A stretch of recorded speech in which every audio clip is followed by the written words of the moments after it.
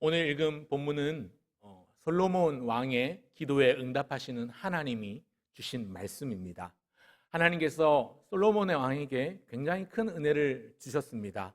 솔로몬이 기도하기를 하나님 종이 기도하오니 종에게 듣는 마음을 주사 이 백성들을 잘 다스리고 판단할 수 있도록 선악을 분별할 수 있는 지혜를 주옵소서. 그렇게 기도했을 때 하나님은 그가 기도했던 기도의 응답으로 그에게 듣는 마음, 총명하고 지혜로운 마음만 아니라 그가 구하지 않았던 많은 부귀영화도 함께 누릴 수 있도록 많은 부와 큰 권세도 주셨습니다. 아마 이스라엘 모든 역사를 통틀어서 가장 최고의 전성기라고 한다면 이 솔로몬 왕이 통치하던 시기를 꼽을 수 있을 것입니다.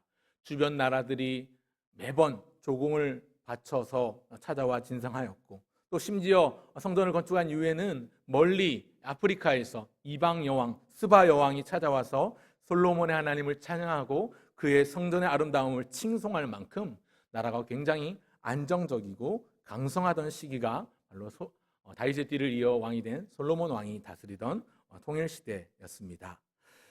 그런데 그 하나님께서 아버지 다윗에게 이루지 못했던 아버지 다윗이 그토록 원하고 바랬던 소원, 하나님의 집을 짓는 것, 성전 건축이라는 수건 사업을 아버지 때에 하지 못한 걸 아들 솔로몬 때에 하게 하시죠. 그래서 솔로몬이 그런 강력한 안정된 정치와 어떤 경제적인 부를 바탕으로 해서 성전을 건축하게 됩니다.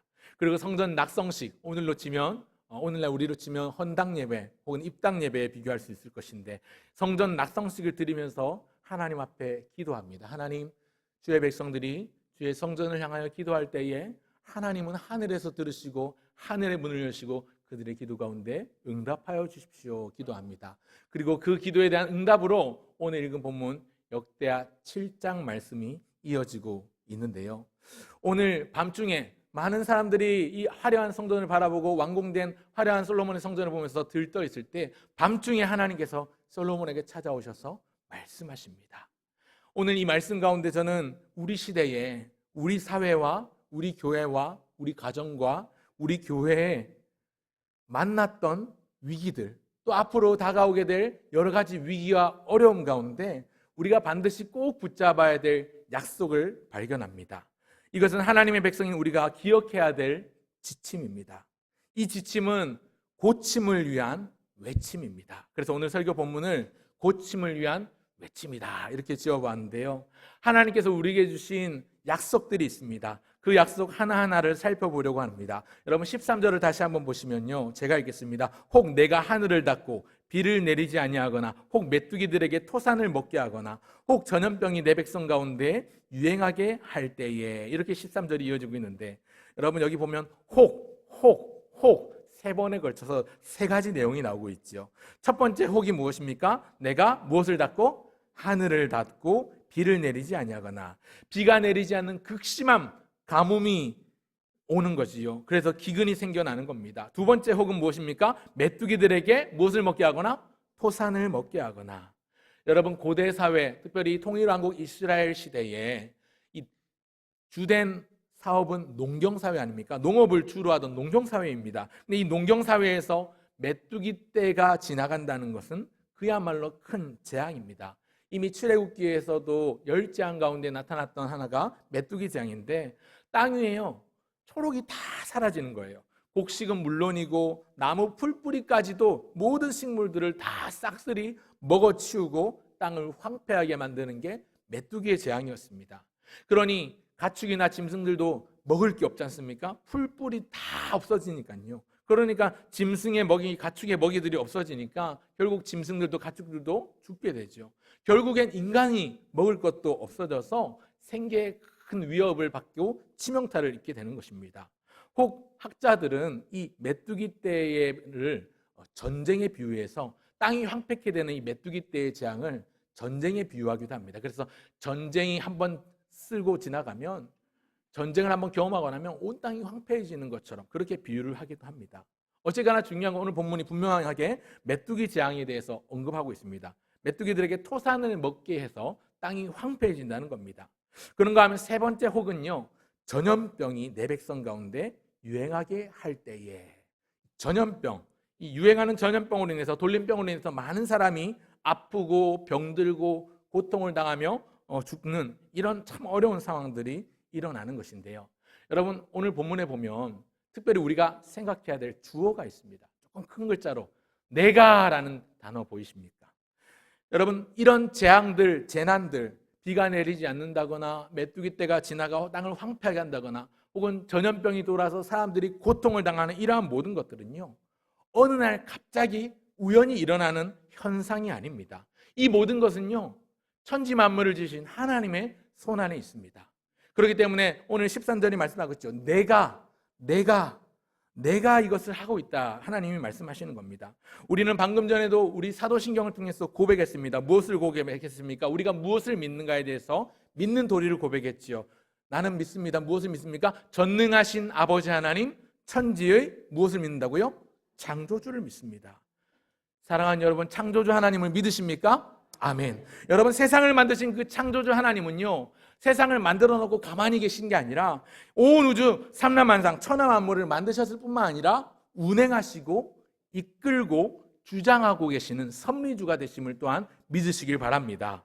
여러분, 때를 따라서 비를 내리시고요, 또 때를 따라서 햇빛을 주시고 바람을 불게 하시고 또 겨울이 지나면 봄이 오도록, 봄이 지나면 여름이 오도록 하시는 분이 천지를 만드신 창조주 하나님, 또한 섭리주 되신 하나님께서 하시는 일들임을 믿으시길 바랍니다. 여러분, 그런데요, 그 하나님께서 때때로 인간이 원치 않은, 우리가 원하지 않은, 별로 좋지 않은 천재지변을 일으키실 때가 있습니다. 오늘 본문의 표현대로라면 하늘을 닫고 비를 내리지 않아서 가물게 하시거나, 혹여 본문에 나오지 않지만 바람을 일어 태풍이 불게 하시거나, 그래서 많은 비가 내리거나 피해를 입게 하지요. 또 노아 때처럼 비를, 어마어마한 양의 비를 내려주셔서, 엄청난 비를 내려주셔서 홍수를 내시거나, 혹은 땅을 진동시켜서 지진이 일어나서 쓰나미가 일어나는, 그렇게 쓰나미가 오게 하시는 그런 때가 분명히 있습니다. 뿐만이 아니죠. 엔데믹으로 막을 내린 코로나지만 우리는 지난 3년 동안 전 세계가 공포와 두려움과 불안과 염려와 또 이로 인한 경기 침체 때문에 얼마나 가슴 아프고 안타까운 시기를 보냈습니까? 사실은 이 일도 하나님께서 경험하게 하신 거지요. 이유야 어쨌든 인간의 범죄든 어떤 이유든 하나님께서 친히 하늘을 닫고 비를 내리지 않으실 때나, 혹여 기근과 가뭄에 허덕이게 하실 때나, 그래서 먹을 게 없고 무서운 질병이 창궐하게 하실 때에나, 그런 이런저런 어려움들이 올 때, 또 전쟁이 일어나서 마치 토지를 황폐하게 하는 것처럼 이런 일들이 우리 주변에서 일어날 때 우리가 어떻게 해야 할지, 하나님의 백성된 우리가 어떻게 무엇을 해야 될지 오늘 말씀은 분명한 지침을 알려주고 있습니다. 그 지침이 무엇인가? 14절을 같이 한번 보겠습니다. 14절을 같이 한번 읽겠습니다. 시작. 내 이름으로 일컫는 내 백성이 그들의 악한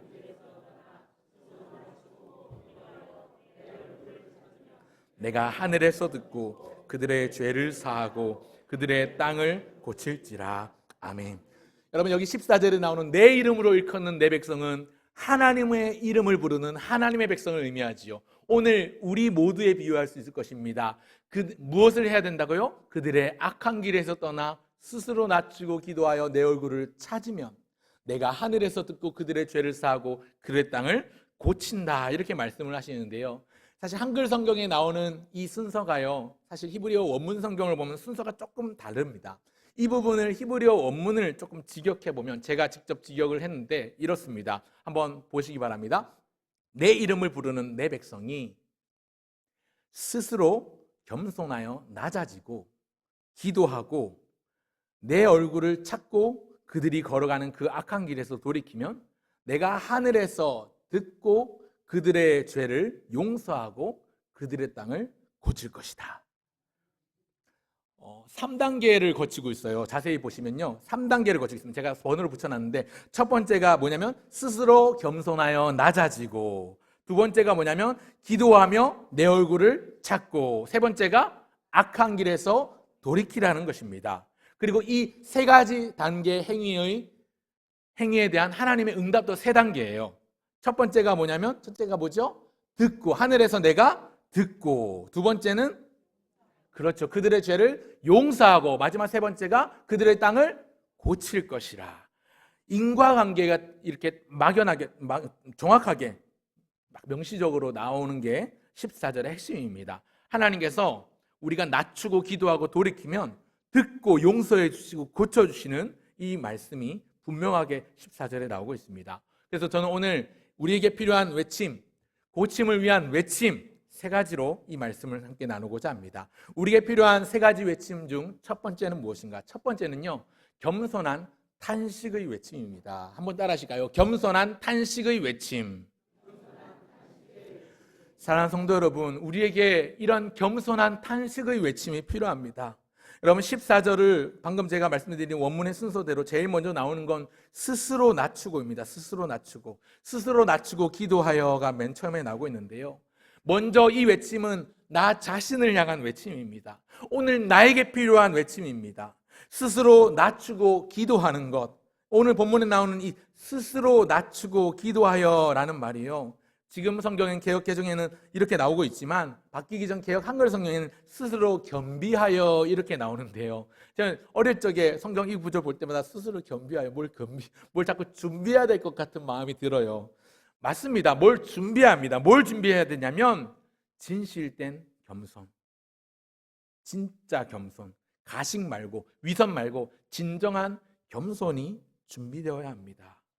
스스로 겸손해지는 것, 스스로 겸손해져서 라는 뜻을 가지고 있는 오늘 본문 원문은요, 그렇게 나와 있는데요, 스스로 낮아져서 내가 내세울 게 하나도 없음을 깨닫고 그것을 인정하고 하나님 앞에 고백하는 겁니다. 이것이 겸손한 탄식의 외침입니다. 우리 예수님께서 제자들에게 많은 가르침을 주셨는데 그 가운데 중요한 가르침 하나가 너희는 겸손해라, 겸손하라는 것입니다. 누가복음 14장 11절에 보면 이런 말씀이 있습니다. 무릇 자기를 높이는 자는 낮아지고 자기를 낮추는 자는 높아지리라. 겸손하라는 말이죠. 우리 예수님께서 이 말씀을요, 여기 이 본문 한 번만 아니라 여러 번 하셨습니다. 누가복음 14장에도 나오고 17장에도 나오고 18장에도 나오고요. 계속해서 자기를 낮추는 자는 높아지고 자기를 높이는 자가 낮아질 것이라 이렇게 말씀합니다. 겸손하라는 말인데요, 이 겸손하라는 주님의 가르침 자체는 모순이 없지만 이 말씀을 적용하는 우리의 삶에는 참 큰 모순이 있습니다. 여러분, 우리가 생각할 때요, 겸손한 사람이다 그러면 고상해 보이잖아요. 교양 있어 보이고 믿음이 좋아 보이고 겸손히 자기를 낮추니까 그래도 좀 근사해 보이고 수준 있는 사람 같이 보이지요. 여러분, 그래서 겸손한 척하는 사람들이 얼마나 많습니까? 우리 스스로 냉정하게 바라보십시오. 그래서 겸손한 척하는 때가 얼마나 많습니까? 그리고 결정적으로 지금 나오는 말씀처럼 주님께서 말씀하시기를 자기를 높이는 자는 낮아지고 낮추는 자는 높아지리라 말씀하셨습니까? 주님이 내가 낮추면, 내가 겸손하면 주님이 높여주신다고 했으니까 되레 내가 높아지고 싶은 마음에 겸손을 떠는 모습이 있지는 않습니까? 여러분, 프랑스의 유명한 천재 수학자이자 철학자이자 기독교 사상가였던 이 파스칼이라는 사람이요, 이 파스칼 블레이즈라는 사람이 있습니다. 여러분들 아마 아실 겁니다. 학교 다닐 때 배우셨을 건데, 파스칼이 남긴 말 중에 이런 말들이 있습니다. 세상엔 2 종류의 인간이 있다. 자기를 죄인이라고 생각하는 의인과 스스로 자기를 의롭다고 여기는 죄인이다. 여러분 어디에 속하십니까? 여러분, 누가 스스로 죄인임을 인정하고 하나님 앞에 겸손할 수 있단 말입니까? 하나님만이 나의 구원자요, 하나님만이 나를 건지실 분이시고 하나님 은혜 아니면 단 하루도 살아갈 수 없는 것을 고백하고 인정하고 그것을 믿는 사람이 이렇게 하나님 앞에 겸손할 수 있는 것이지요. 여러분, 우리가 하나님 앞에요, 내세울 게 하나도 없습니다. 고린도서 1장 25절에 보면 나와 있죠. 하나님의 미련한 것이 사람의 지혜로움보다 탁월하다고 합니다. 여러분, 우리가 아무리 지식을 많이 알아도 하나님께 그건 아무것도 내세울 게 아니에요. 우리가 아무리 많은 능력이 있어도, 아무리 많은 부유함을 가지고 있어도 하나님 앞에서 우리는 아무것도 아닙니다. 그렇게 우리는 작은 존재이고 하찮은 존재이고, 그래서 당연히 겸손할 수밖에 없는 존재인데, 때때로 우리는 우리의 제잘난 맛에 우리의 어깨 힘을 주고 다니는 날이 얼마나 많습니까? 얼마나 많습니까? 그런 때가 얼마나 많습니까? 교만한 때가 얼마나 많습니까? 여러분, 우리는요, 하나님 앞에 내세울 게 하나도 없어요. 손톱만큼도, 뿅아리 눈물만큼도 없는 우리의 공로, 아무것도 자랑할 것이 없습니다. 이 사실을 철저하게 또 처절하게 하나님 앞에 인정하고 하나님 앞으로 나아갈 수 있어야 되겠습니다. 우리 하나님은요, 우리가 내 무능함이나 내 부족함이나 내 나약함이나 내 못남을 인정하고 자기 앞으로 나오길 원하고 기다리고 계십니다. 그래서 우리가 고백해야 되죠. 주님, 제가 할 수 있는 게 아무것도 없습니다. 그래서 주님의 은혜가 필요하오니 하나님 나를 불쌍히 여겨주십시오. 하나님 나를 긍휼히 여겨주십시오. 주의 손으로 나를 도우사 나의 지경을 넓혀주옵소서. 하나님 아버지께서 주님의 손으로 나를 붙드사 나의 도움이 되어주시고 나의 전부가 되시는 주님, 나와 동행해 주십시오. 그렇게 하나님 앞에 간절히 부르짖고 하나님 앞에 겸손할 수밖에 없는, 겸손해야 하는 그런 존재라는 사실을 믿으시는 저와 여러분 모두가 되시길 바랍니다. 여러분, 오늘 우리가 가지고 있는 겸손이 사람 앞에 보이려는 위선이 아니길 바랍니다. 오늘 우리의 낮아짐이 사람들 앞에 드러나는 가식이 아니길 바랍니다. 큰 길가에 손을 들고 사람 들으라고 큰 소리로 기도하는 바리새인처럼 그렇게 기도하는, 그렇게 생활하는 모습이 아니라 아무도 보는 이 없는 골방에 들어가서 홀로 가슴을 치며 눈물을 흘리며 하나님, 제가 죄인입니다. 하나님, 저는 할 수 있는 게 아무것도 없습니다. 하나님, 나를 구제해 주십시오. 하나님 외에는 나를 구제할 리가 없습니다. 겸손히 기도할 수 있는 우리 모두가 되면 좋겠습니다. 오늘 우리 스스로에게 질문해 보시길 바랍니다. 나는 진정으로 겸손한가? 내가 가지고 있는 겸손이 진짜 겸손인가? 아니면 허울뿐인 가식인가? 여러분, 사람 눈은요 얼마든지 속일 수 있어요. 경건해 보일 수 있고 겸손해 보일 수 있고 거룩한 척하면 그냥 속아요. 겸손한 척하면 저 사람 겸손하네요. 참 교양 있네. 이렇게 보일 수 있습니다. 그런데 중심을 감찰하신 하나님, 무사람의 마음을 아신 하나님은 다 알고 계십니다. 내 마음이 진짜인지 가짜인지. 그 하나님 앞에서 겸손한 탄식의 외침으로 나아가시는 저와 여러분 되시기를 주의 이름으로 축원합니다. 여러분, 사람 누구나 칭찬에 목말라 하죠. 우리는요 가끔 그런 때가 있어요. 사람들 앞에 혹은 교회 일할 때나 어디서나 그래, 난 좀 괜찮은 사람이야, 이런 교만이 있죠. 이 정도면 그래도 인정할 만하지, 이 정도면 그래 칭찬받을 만하지. 사실은 앞에서 한 설교자도요, 설교자들로서의 어떤 그런 마음들이 없지 않습니다. 오늘 설교 은혜 많이 받았습니다 이러면요, 오늘 준비 열심히 했는데 보람이 있네 이러면서 막 이런 마음도 들기도 하고 그러거든요. 이게요, 내 안에 누군가에 인정받고 싶은 마음, 하나님께 인정받고 싶은 마음, 그걸 떠나서 누군가에게 자꾸만 칭찬 듣고 싶은 이런 칭찬과 박수갈채에 목말라 하는 건 내 자신이 겸손하지 않다는 증거입니다. 내 안에 교만이, 내 안에 내가 그래도 좀 괜찮은 사람이다 라고 생각하는 마음들이 또아리 틀고 있는 거예요. 그러나 냉정하게 하나님 앞에 우리는 벌거벗은 몸으로 서게 될 사람인데, 여러분, 우리 자신을 향한 겸손한 탄식의 외침이 있어야 됩니다. 하나님 보소서. 주님, 내 안에 선한 것이 하나도 없습니다. 내 안에 선한 것, 선을 행하는 마음은 있으나 내 육체가 따라가지 못합니다. 하나님, 나는 하나님의 긍휼이 아니면, 하나님이 아니면 도대체 구제해 줄 수 없는 통제불능, 구제불능, 오물통에 버려진 쓰레기 같은 존재입니다. 하나님, 나를 건져주십시오. 기도할 수 있는 저와 여러분 모두가 되시길 바랍니다. 그런가 하면 둘째로 우리에게 필요한 고침을 위한 외침은요, 간절한 기도의 외침입니다. 한번 따라 하실까요? 간절한 기도의 외침. 여러분, 두 번째 우리에게 필요한 고침을 위한 외침은 간절한 기도의 외침인데, 간구의 외침이 필요합니다. 이 외침은요, 나를 향한 외침이 나기보다는 하나님을 향한 외침입니다. 하나님을 향한 부르짖음의 외침입니다. 간절히 기도해야 됩니다. 그냥 부르짖는 게 아니라 간절한 마음으로 매달려야 합니다. 특별히 여러분, 하나님의 얼굴을 구하는 간절한 기도의 외침이 되어야 합니다. 사랑하는 성도 여러분, 우리가 드리는 기도의 대부분은요, 하나님의 능력을 구하고 선을 구하는 기도가 많아요. 방금 전에도 우리가 얘기했지만 하나님 없이는 안 됩니다. 하나님께서 이 일을 이루어 주옵소서. 하나님만이 이 일을 이루시고 성취하실 수 있습니다. 하나님이 역사하여 주시옵소서. 하나님 능력의 팔로 우리를 붙드시고 은혜의 장 중에 붙잡아 주시옵소서. 우리는 이렇게 하나님 앞에 기도합니다. 여러분, 그렇게 기도하시지요? 그렇게 기도하시잖아요, 그렇죠? 여러분, 우리에게 능력이 필요합니다. 하나님께서 일하셔야 합니다. 우리가 하지 못하는 것 하나님은 하실 수 있는 줄 믿습니다. 여러분, 그런데요, 그 기도가 전부가 아니에요. 이렇게 하나님의 손을 구하고 하나님의 능력을 구하죠. 여러분, 손을 구한다는 말은요, 성경에 나오는 하나님의 손이라는 것은 능력과 힘을 상징합니다.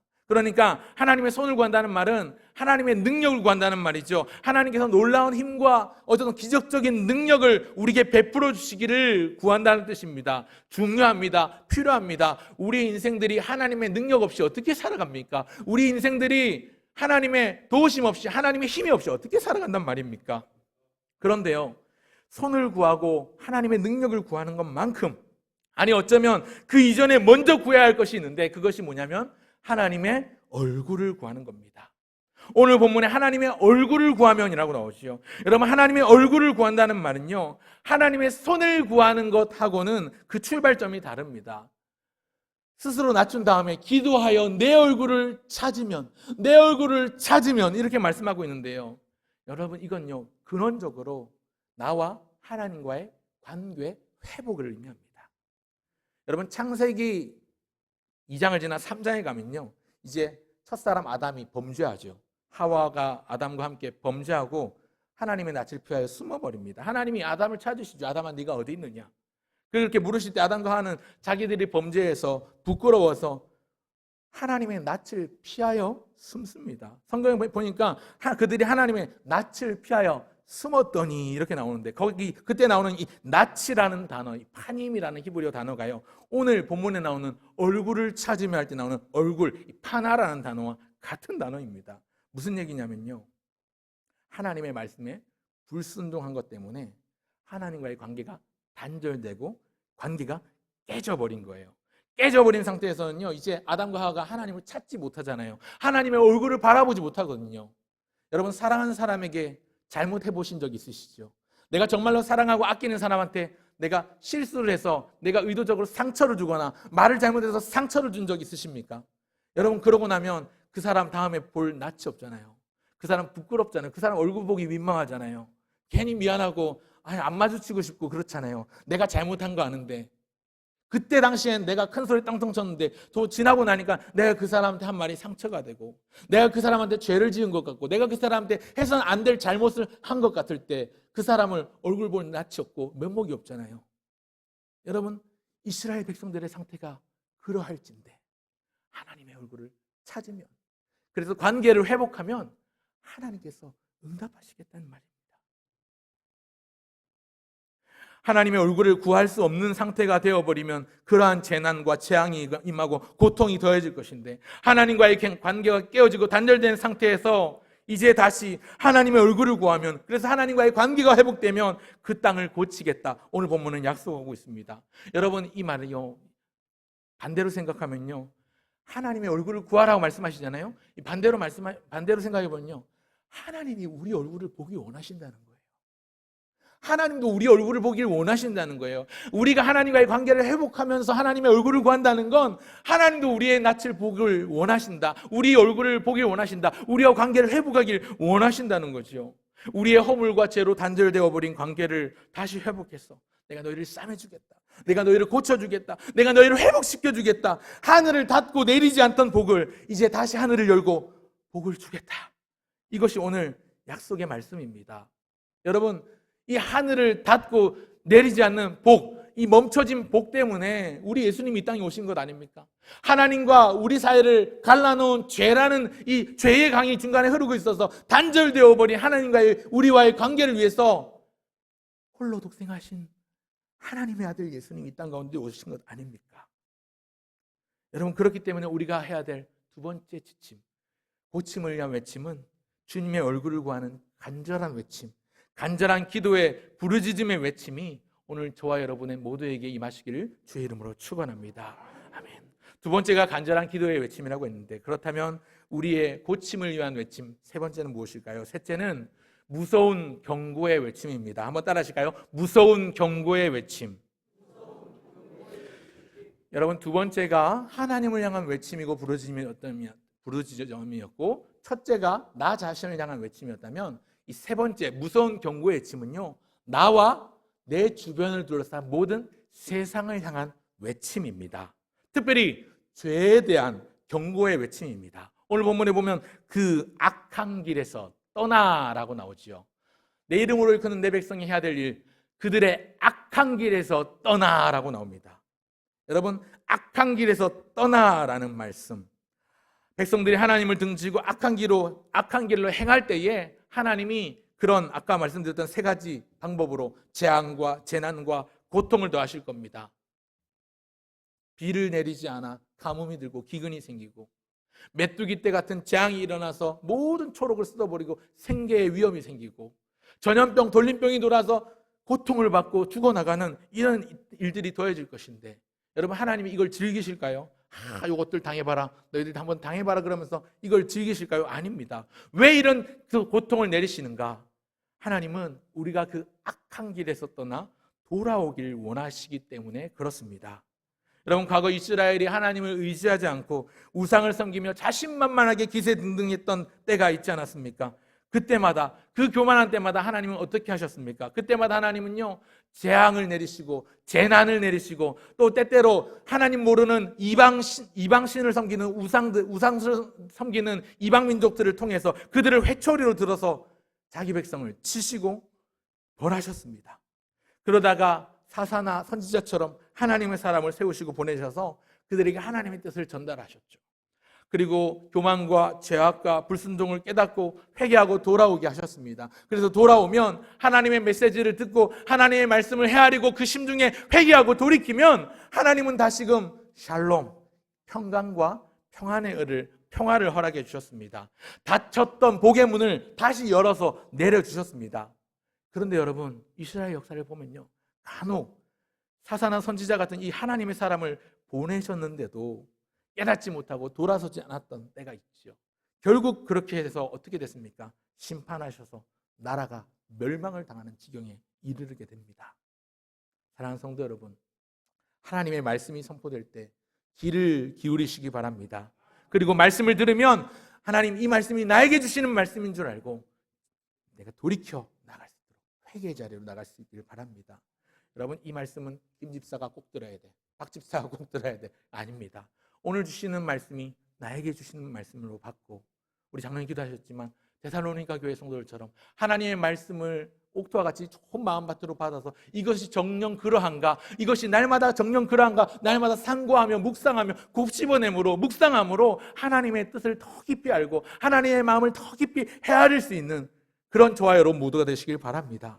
여러분, 회개는요, 죄를 없애는 지우개가 아니에요. 회개한다고 죄가 없어지지 않습니다. 그러나 죄 용서를 받을 수 있죠. 죄를 없이 하는 도구가 아니라 그런 죄로 인해서 무너졌던 자기 자신을 고백하면서 하나님의 은혜와 긍휼을 구하는 거죠. 하나님, 나는 어머니의 죄 중에 태어났고 죄 중에 살아가며 죄로 인해 죽을 수밖에 없는 존재임을 고백하면서 죄로 인해 무너질 수밖에 없는 불쌍한 인생인데, 하나님께서 굽어 살피시고 하나님의 손으로 나를 붙들어 주시면 내가 다시 하나님의 은혜를 입겠나이다 고백할 수 있는 것이죠. 그게 바로 회개입니다. 여러분, 회개는요, 그 자리에서 돌아서는 것입니다. 여러분, 역대기서에 큰 주제가 있는데 그게 뭐냐면, 하나님의 말씀을 하나님의 백성들이 믿음으로 받아 순종하고 들으면 재앙이나 멸망을 면할 수 있지만, 그들이 하나님의 말씀을 무시하고 하나님을 떠날 때, 하나님을 배역할 때 심판을 피할 수 없다는 게 역대기서의 주제예요. 여러분, 역대기서는요, 열왕기상하, 사무엘상하와 내용이 겹치는 부분이 많습니다. 근데 역대기서는요, 훨씬 더 나중에 기록된 성경이에요. 포로에서 돌아오고 나서 기록된 성경입니다. 왜 이 역대기서를 기록한 역대 기자가 그렇게 다시 썼을까요? 우리의 지난날의 역사들을 왜 다시 기록하면 되냐면, 더 이상 실수하지 말자는 겁니다.